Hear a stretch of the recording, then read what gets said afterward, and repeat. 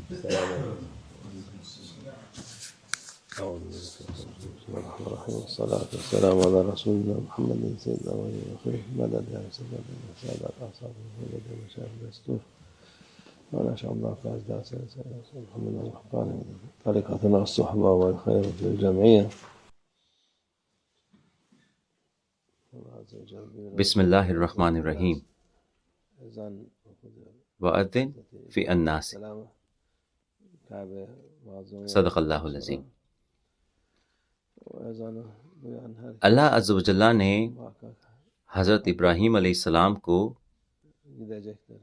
حکم دیا کہ کعبہ معظمہ بنانے کے بعد اذان دیں۔ جس نے وہ اذان سنی ان کے لیے حج مقدر کر دیا گیا ہے، یہ ان کے نصیب میں لکھا گیا ہے۔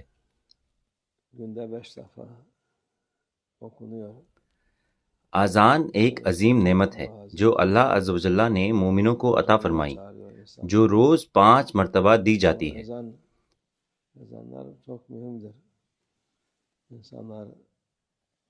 روزانہ 5 بار لوگوں کو اللہ عز و جل کی حضوری میں بلایا جاتا ہے۔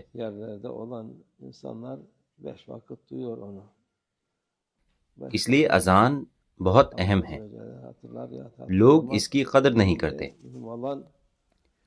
شکر ہے اللہ عز و جل کا کہ مسلم ممالک میں لوگ اسے روز 5 بار سنتے ہیں۔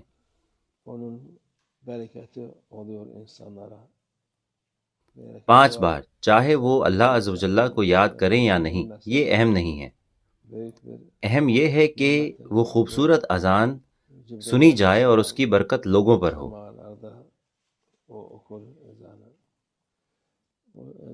اس میں برکت ہوتی ہے، چاہے کوئی نماز پڑھے یا نہ پڑھے، جانے یا نہ جانے۔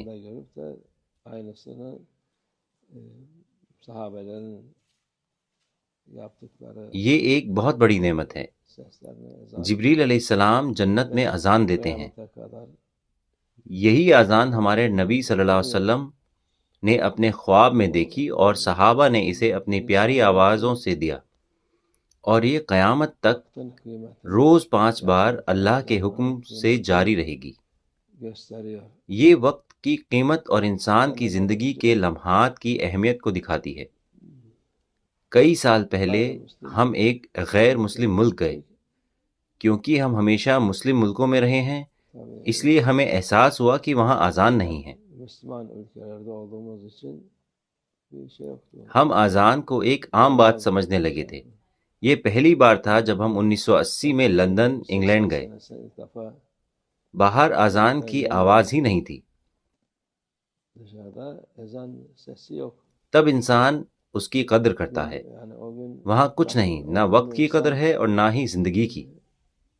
یہی وہ چیز ہے جو زندگی کو معنی دیتی ہے، یہی اصل قیمت کو دکھاتی ہے۔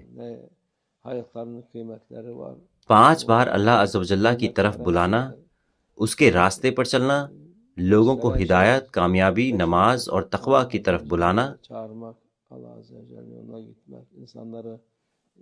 کچھ اور ہی بات ہے۔ یہ جب اس کی قدر نہیں کی جاتی تب انسان اس کی اہمیت سمجھتا ہے۔ اللہ عز و جل نے مومنوں اور مسلمانوں کو ہر بھلائی دی ہے، اس میں کوئی برائی نہیں ہے، اور دوسرے لوگ اس سے غافل ہیں۔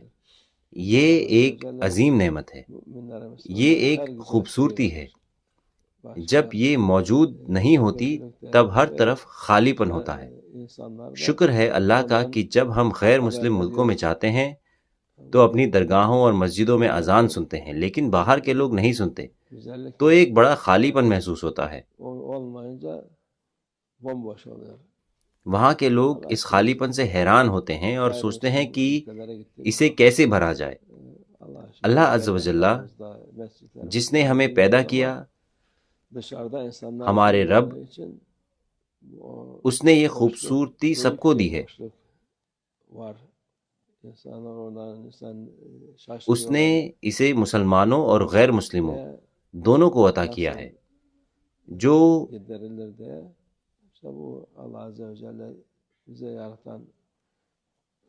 اس نعمت کو لیتا ہے وہ لیتا ہے، اور جو نہیں لیتا وہ اپنا نقصان خود کرتا ہے۔ پھر وہ پریشانی اور مایوسی میں گر جاتا ہے۔ kendi biliyor. Sonra sıkıntıya düşüyor. بے شک اذان کے Bunalmak فائدے بے حساب ہیں۔ bu یہ برکت اذان دینے والے مؤذن تک بھی پہنچتی ہے۔ sonsuzdur. Ezan okuyan ہمارے رسول اللہ صلی اللہ علیہ وسلم فرماتے ہیں جہاں تک اس کی آواز پہنچتی ہے اتنا ہی ثواب اسے ملتا ہے۔ kadar sevap alıyor. Şimdiki bu acayip sistemler çıkarmışlar. Müezzine maaş. اب لوگوں نے عجیب و غریب سسٹم بنا لیا ہے۔ مؤذن کو تنخواہ اور سب کچھ دیا جاتا ہے لیکن اذان وہ نہیں دیتا، مشین دیتی ہے یا بس ایک آدمی پڑھتا ہے، جبکہ باقی سب اس ثواب سے محروم رہ جاتے ہیں۔